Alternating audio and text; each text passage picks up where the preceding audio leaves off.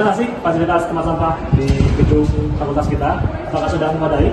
Menurut saya sudah memadai ya. Bisa dilihat di sini sudah dibedakan untuk sampah kertas, styrofoam, kaca dan logam, dan sampah organik. Karena itu semua di tempat penampungan akhir harus disisihkan ya, biar tidak terjadi hal-hal yang tidak lanjut. Oke.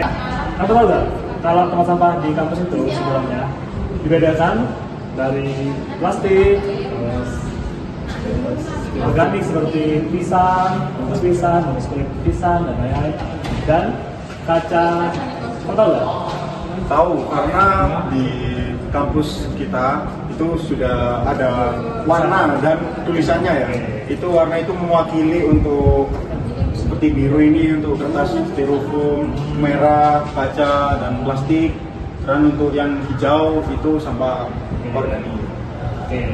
Saat Anda membuang sampah, apakah Anda memilah sampahnya atau tidak?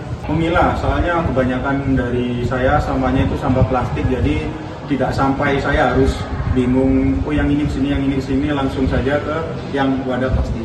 Mungkin alasan saya ya, biar semuanya untuk plastik, kan pasti ada penampungan akhirnya plastik, dan itu biasanya bisa didaur ulang. Kalau sampah kaca kan, kalau kita campur ke plastik itu biasanya bisa membahayakan untuk petugas di tempat sampahnya seperti itu.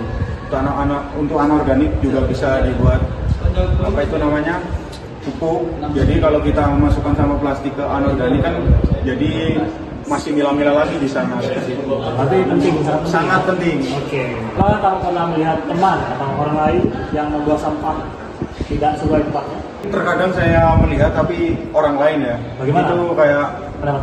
ya pendapat saya ya sudah di situ ada tertulis dan bisa dilihat kan ya, sebagai mahasiswa kita harus literasi dan harus bisa membaca di situ buat apa ketentuannya. Oke. Apakah kampus sudah cukup sosialisasi atau edukasi tentang sampah terpilah? Dari saya yang maba ini masih kurang ya. Itu mungkin kan untuk sosialisasinya langsung di lapangan, itu langsung ditaruh 3 tempat sampah dan pemilahnya yang berbeda-beda. Mungkin masih belum. Nah, apa kendala utama yang Anda rasakan saat memilah sampah di kampus?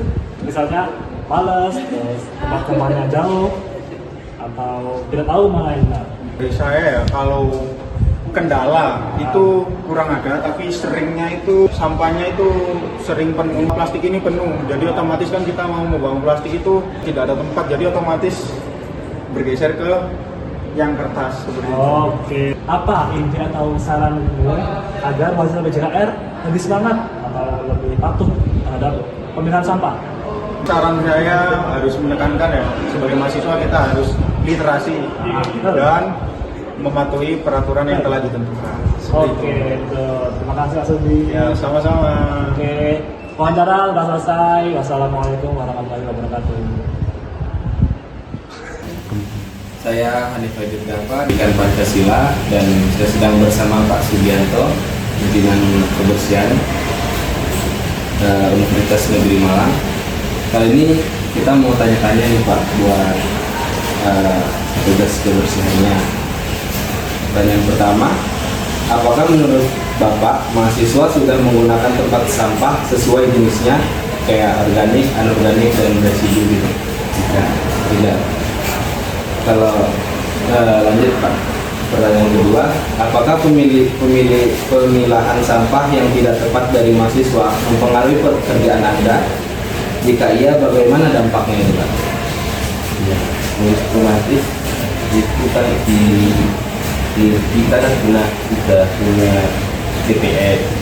Nah nanti kalau itu sudah dipilah, nggak usah bilang lagi, langsung dipilah.